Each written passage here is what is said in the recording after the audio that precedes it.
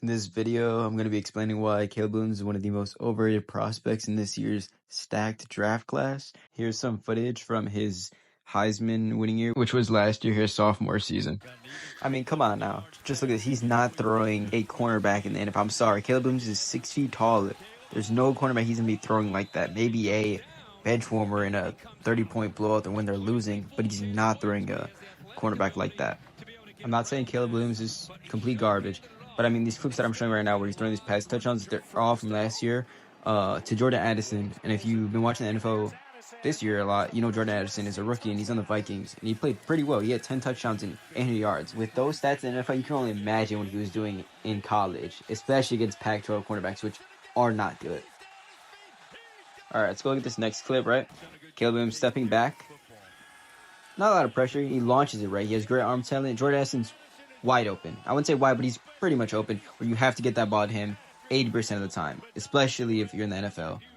All right, let's go look at this next clip. Caleb Williams rolling out to the right, and he hits Addison on a pretty low ball, which is caught. This is where I think Caleb Williams is actually pretty good at. He's pretty good at being a dual threat quarterback. He can run pretty well, throw on the run. From all this footage, you're probably wondering why I think he's going to be a buzz. All these schools he's actually playing against, Fresno State, Rice, and Stanford, they're not that good of schools at all. And when he plays against real competition, which I'll be showing in these next few clips, he does very bad under pressure. He can't make good throws, and he's not going to outrun these defensive linemen that are actually really good in teams like Notre Dame and Oregon. You see right here against Arizona State, he fumbles a snap, and he's running and running and running. This is not going to work out in the NFL. He's getting sacked, or he's losing the ball, and he's getting negative 10 yards, maybe negative 5 if he's lucky to run himself out of it. But this is just not working out in the NFL, and I can't believe this is in his highlight reel. Kind of ridiculous. The thing is, Caleb Williams' sophomore year was actually really impressive, especially the first 6 games of his season. They actually started 6-0 and destroyed most of their opponents. Their first typical game was Utah on the road. It was a really entertaining game. And then it was quite crazy. I'll show that right now. Looking Kincaid's way to the 10. It rising. It's in!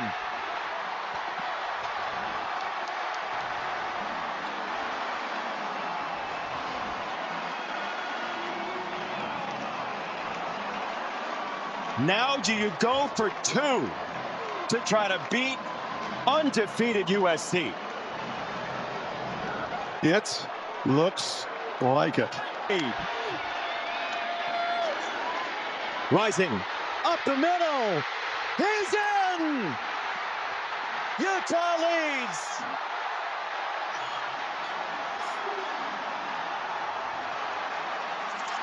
Caleb Williams sees the pressure, has to bail, has to throw it quickly.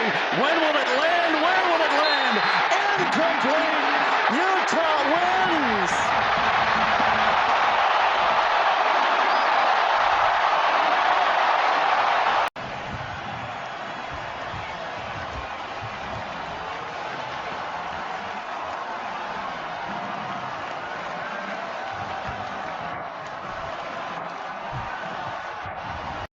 They do go on to win their next 5 games pretty easily, and with their next game to go to the college football playoffs with a win, they face Utah again.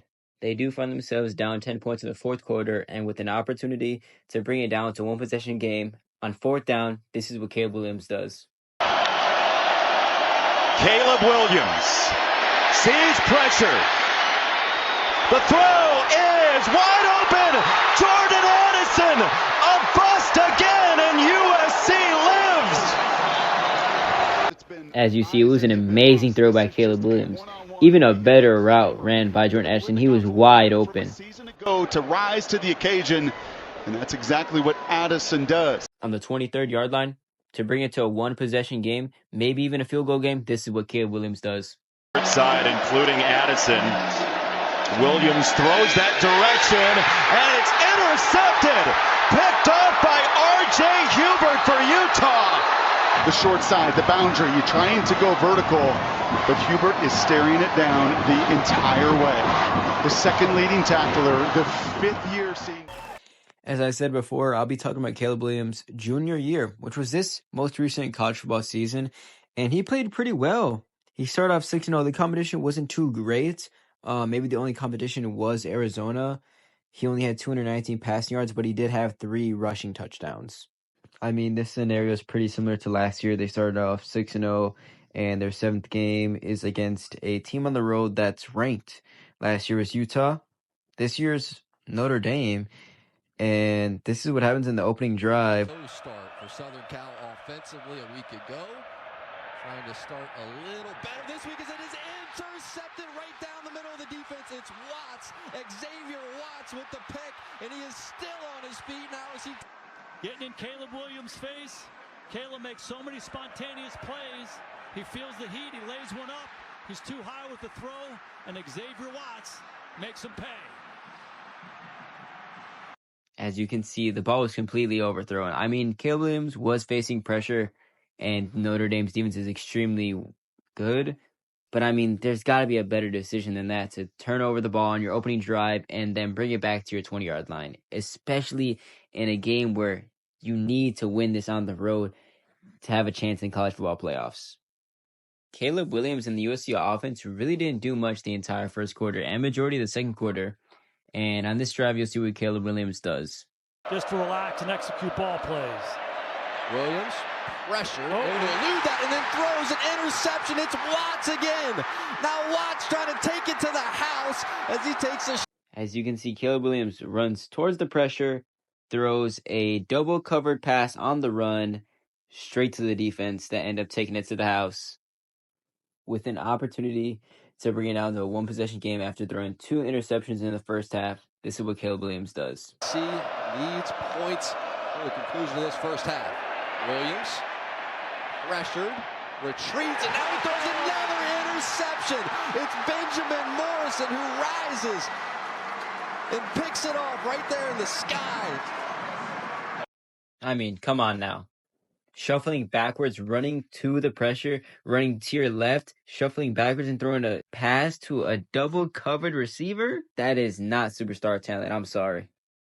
In all honesty, Caleb Williams' second half of the season wasn't impressive at all. They lost to Notre Dame pretty bad. They lost to Utah. They beat California on the road by 1, lost to Washington at home by 10, lost to Oregon on the road by 9, and lost to UCLA by 18 at home. Those are just teams you have to beat if you're an NFL caliber quarterback. Now, as a Bears fan, I really hope they don't draft Caleb Williams. I feel like we should stick with Justin Fields, maybe draft Marvin Harrison, or take Joe Alt, or trade down, get Malik Neighbors, or just some other weapon on offense because the Bears defense is already elite. But I do hope Caleb Williams does good in the NFL, but I just don't see it happening in my opinion.